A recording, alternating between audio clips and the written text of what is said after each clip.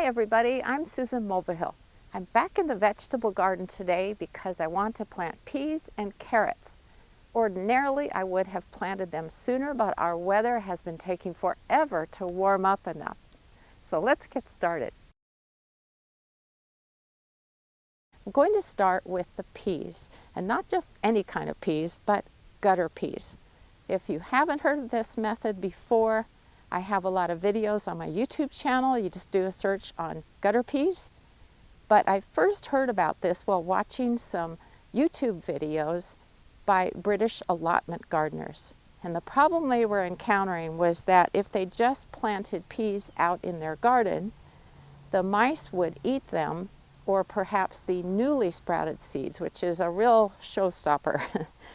So I thought that was intriguing since we have a lot of birds in our garden, most notably the California quail, and they love nothing more than a freshly sprouted seed.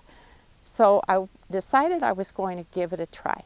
And the idea is that you start your peas in gutters in a protected area. So I started them indoors and then moved them out to our small greenhouse.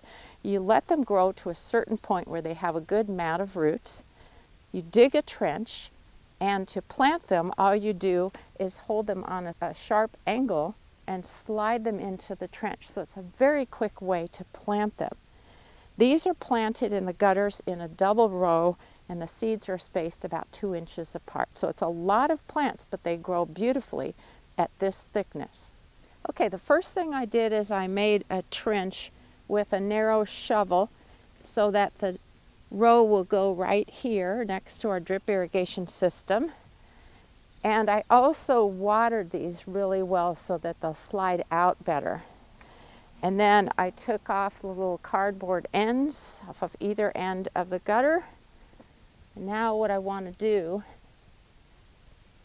is start the shaking process to get them. Oh, they're sliding already.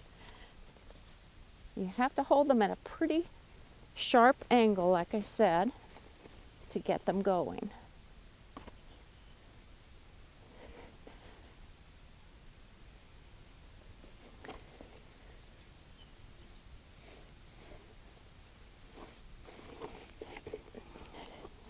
Okay, there's one. Here's gutter number 2.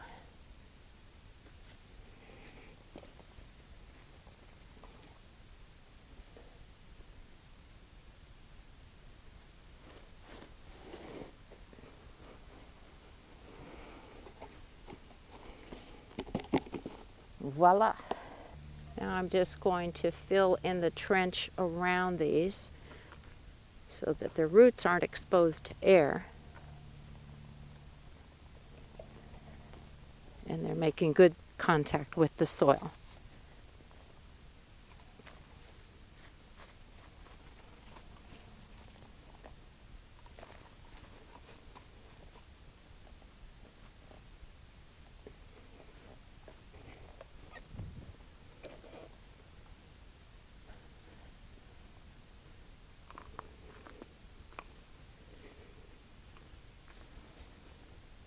Okay, I've made trench number 2. Let's see how well this goes.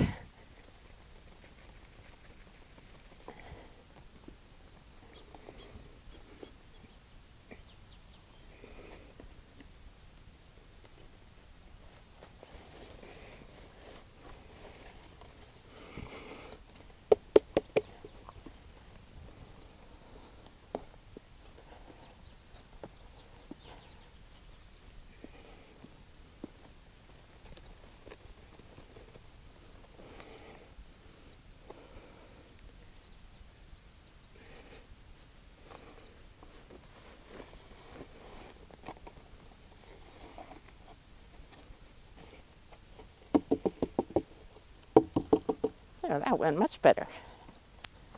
I filled the soil in around this second trench of peas, and now I'm watering so that they really make good contact with the soil.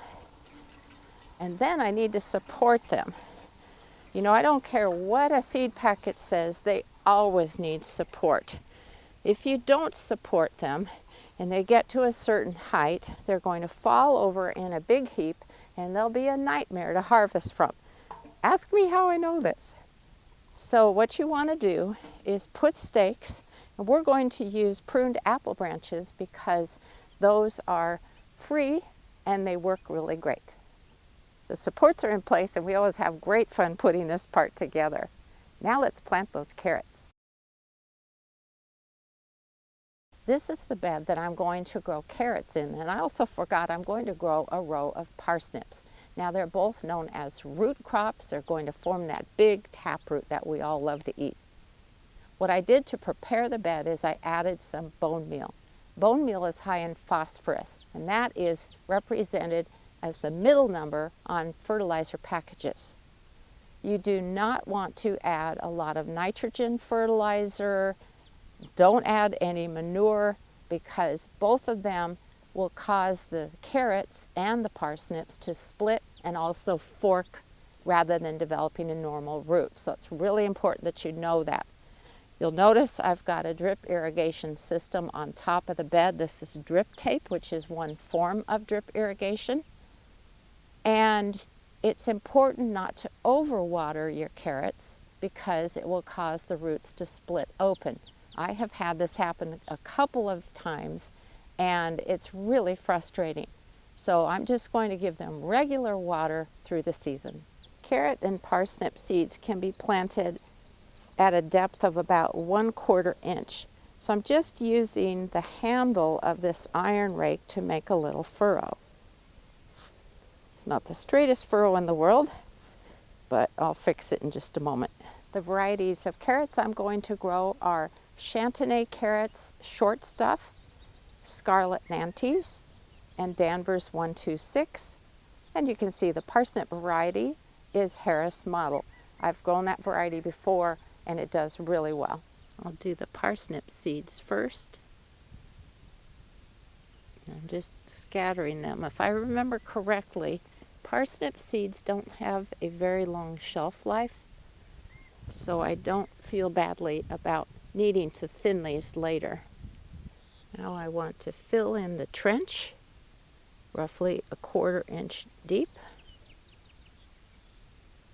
and I'll water them in.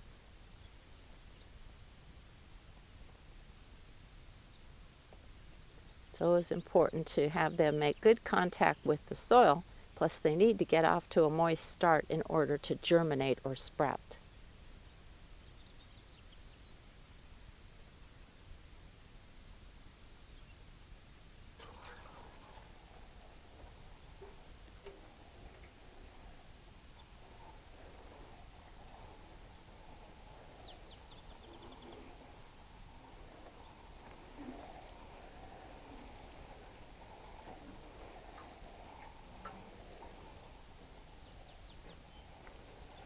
There's one more step I need to do in order to ensure good seed germination. Carrots and parsnips are notoriously slow for germinating.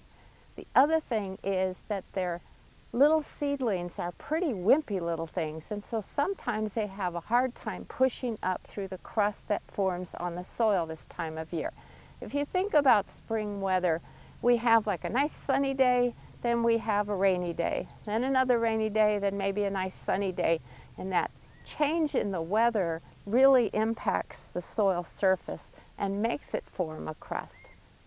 So what I used to do in the past is to place boards over each of the rows, leave them there for 10 to 14 days, and what that does is it prevents that crust from forming on the soil surface.